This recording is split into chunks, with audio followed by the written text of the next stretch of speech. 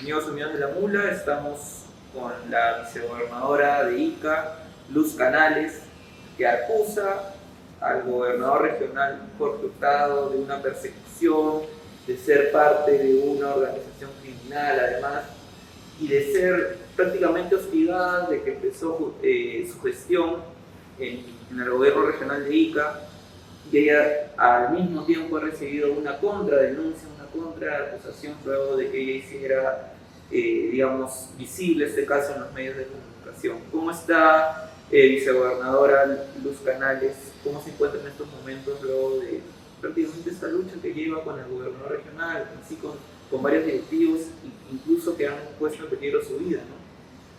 Buenas tardes, muchas gracias. En efecto, creo que nacionalmente se ha evidenciado los hechos de acoso, hostigamiento, de represión política hacia mi persona desde inicios de gestión. Y como bien lo señalas, esto fue anunciado y lo denuncié públicamente en medios nacionales, dado que en Ica, directamente más del 90% de medios de comunicación, de periodistas, están callados o silenciados porque tienen familiares trabajando, algunos de ellos trabajan en el gobierno regional, algunos de ellos son proveedores, incluso muchos corresponsales que están dentro de estas listas favorecidos por el actual gobernador y que pues vendrían, ¿no?, como fin callarlo para no denunciar hechos de corrupción y para no hablar de la carpeta fiscal, que hay un silencio en la región sobre este tema.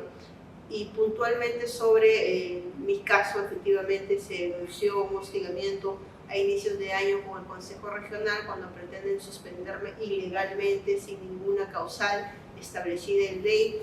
Ese fue el primer intento, ahora tienen un segundo intento, pretenden suspenderme por incapacidad mental y ya están citando justamente para la sesión de consejo donde ellos debatirán y tendrán que definir si efectivamente corresponde esa causal para suspenderme, entendiendo de que esta resolución que ellos emitan no es la definitiva, esto va al jurado, quien tiene la última palabra. Y bueno, a eso añadir también el cambio de directivas internas del gobierno regional, que lo hace el mismo gobernador, quien decide, ¿no?, con sus funcionarios cambiar las directivas, donde anulan los artículos donde tenían pues facultades y derechos vicegobernadores años anteriores, ¿no? Ahora los han eliminado en marzo y luego 2 meses después volvieron a cambiar y quitaron absolutamente todo, incluso la derivación de documentos, el ejercicio de poder comunicarme administrativamente. Entonces sí creo que hay una insinuación muy evidente de querer invisibilizarme políticamente y sacarme de la vicegobernación. Luz, esto comienza a inicios de este año, en febrero.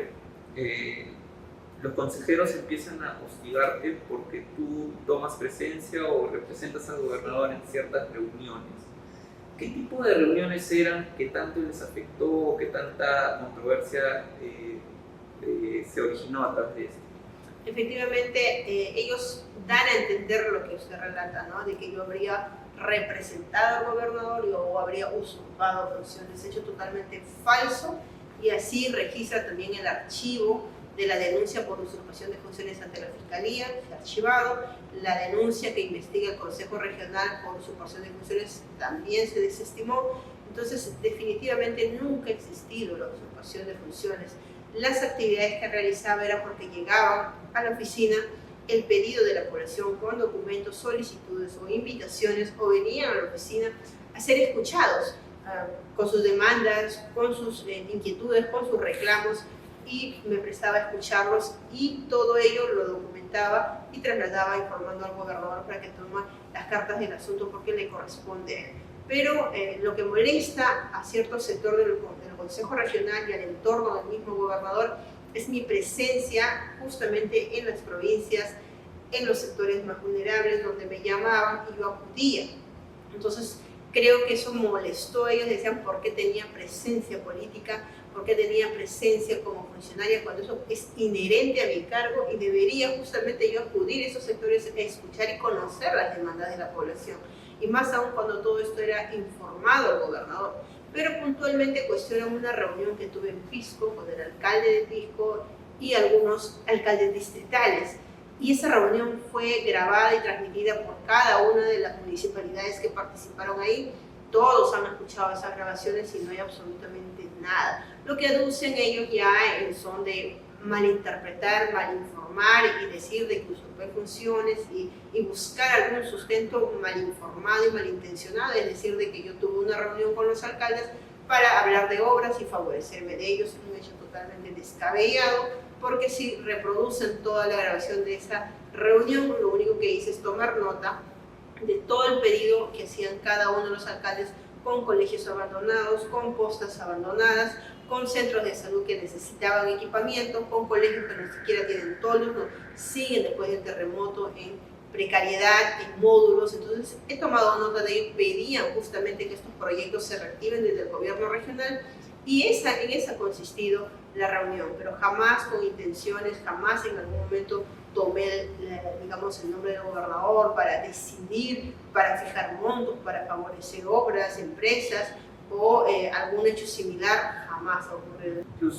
Tus acusaciones de hostigamiento, de todo un tema laboral, ¿no? Porque es un círculo laboral donde, pues, si bien es cierto, es un gobierno regional, fuiste hostigada, incluso no te dejaron ejecutar tus funciones. Pero estas denuncias tuvieron una represalia que va más allá, que fue, y se reveló a través de este audio del asesor del gobernador, con un supuesto sicario, persona que podría haber atentado contra tu vida.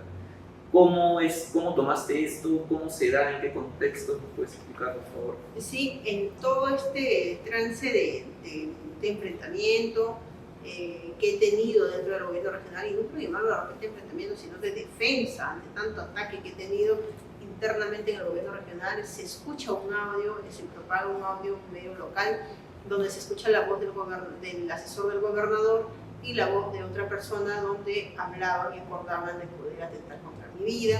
Es más, días después, este sujeto a quien le habrían encargado da detalles de cómo lo llevaron a mi casa, cómo le señalaron mi casa y cuáles son las pautas que le dieron y lo que fijaron finalmente para poder atentar contra mi vida. Luego de ello, obviamente pedí garantías, las cuales se me negaron.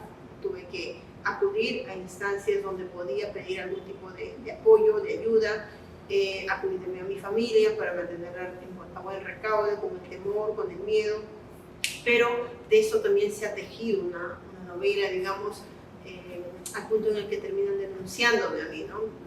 Las personas que empezaron a hablar sobre muerte, los que empezaron a querer pretender atentar contra mi vida, finalmente me denuncian. Y esto surge porque después este sujeto a quien habían contratado intenta comunicarse conmigo para decirme que había un plan ya establecido y que con él o sin él iban a proceder. Entonces quería darme detalles, me dijo que no le habían cumplido, digamos, en una promesa de campaña, porque me comentaba que le habían ofrecido cupos, le habían ofrecido espacios en la gestión y que le había apoyado con gente de Lampa, al mismo asesor, al mismo gobernador, y que finalmente no lo habían cumplido. Por eso es que él salía en medios a través de llamadas y contaba todo lo que habían planificado hacer. Es más, relata que la intención era sacarme para que suba un consejero que estaba alineado, ¿no?, al entorno del gobernador. Entonces, cuando este señor me llama, este sujeto me llama, yo doy aviso a la policía, que es lo que corresponde, y finalmente se empieza a grabar las llamadas de todo lo que él cuenta. Todo lo que él ha contado inicialmente, los brazos legales del gobernador, los brazos delincuenciales, ha dado nombres, ha dicho las personas, quiénes están a su alrededor, quién se encarga de él, ha dado detalles de todo el círculo o el entorno del mismo gobernador durante la campaña y durante la gestión. Y esa información es material de investigación de la policía en reserva, ¿no? Ellos siguen un proceso de investigación, pero ¿qué pasa con este sujeto? Se desaparece un tiempo y luego retoma y pretende juntarse conmigo para poder ofrecerme o darme algún material que él decía que tenía, donde probaba todo lo que decía, ¿no? Entonces aseguraba que tenía audios y videos del mismo gobernador en su casa cuando estaban durante la campaña aún concertando negocios que serían efecto en la gestión. Entonces la policía pues finalmente vio conveniente de que podría reunirme a recibir eso, dado que este señor decía no ser un sicario, lo que sí tenía antecedentes por robo, por hurto. Entonces la policía dijo hay que acercarlo para poder recibir la información. Y es lo que pasó finalmente, pero lo que no contábamos o no sabíamos era de que ya este señor venía luego de negociar o renegociar con la otra parte que inicialmente había planificado, ¿no?, para atentar contra mí. Y la oferta que le hicieron, me imagino, pudo ser bastante jugosa, que lo aceptó y vino a grabar, ¿no? Me grabó a mí, grabó al periodista donde se había difundido el audio inicial y empezó a grabar a todas las personas con las que él quería relacionarnos, y justamente lo hace con personas que estaban en contra de la gestión. Y es así donde nace la supuesta organización criminal que ellos aducen que existe y me ponen como ejemplo. Claro, el supuesto, claro amedrentamiento que usted sufrió, las amenazas, se lo voltean y crean esta figura de que usted está organizando un complot para sacar al gobernador regional de su cargo y usted asumirse. Así es, y hasta hoy. Y esto está repercutiéndose en los medios nacionales, algunos medios que son limeños ya, como Expreso, he visto Willax, también otros medios que lo están repercutiendo. ¿El gobernador tiene alguna relación con estos medios que se han puesto a su lado en este caso? ¿O cómo lo ve? ¿Qué es lo que sabe usted sobre eso? Sí, a raíz de todo esto han generado una bulla muy fuerte en la región, dado que su prensa justamente es muy desacreditada. Han acudido medios nacionales, han ido al diario Expreso, que hace un publireportaje, casi 4 páginas, en portada además, que sabemos cómo funciona, y además que nunca me dieron un espacio para dar mi versión. Lo mismo pasó con Willax, donde cortaron todas mis respuestas, que tajantemente daba claridad a los hechos que ahora se me acusan. Y en realidad desconozco si hay algún fin, alguna cercanía, alguna motivación de parte del gobernador en torno con estos medios de comunicación, pero sí veo de que no hay ningún límite y hay un alcance muy alto de lo que ellos pretenden hacer conmigo para desprestigiar. Luz, un poco ya para cerrar, este caso se está convirtiendo ya en un tema nacional, porque ya tú has venido a Lima, ya salió de Ica. ¿Cómo enfrentarás lo que viene? Porque es como una pelea de David contra Goliat, él con los medios de su lado, él con el poder de su lado, tú contando tu verdad de alguna forma, ¿no? Y también teniendo un poco de temor por tu familia, ¿no? Supongo. ¿Cómo vas a enfrentar esto ya para cerrar, por favor? Sí, en realidad es muy difícil, muy duro, porque duele que la gente te señale, te acuse y te genere una serie de denuncias de hechos que nunca existieron, que no existen, solo para atacarte, desacreditarte, intimidarte.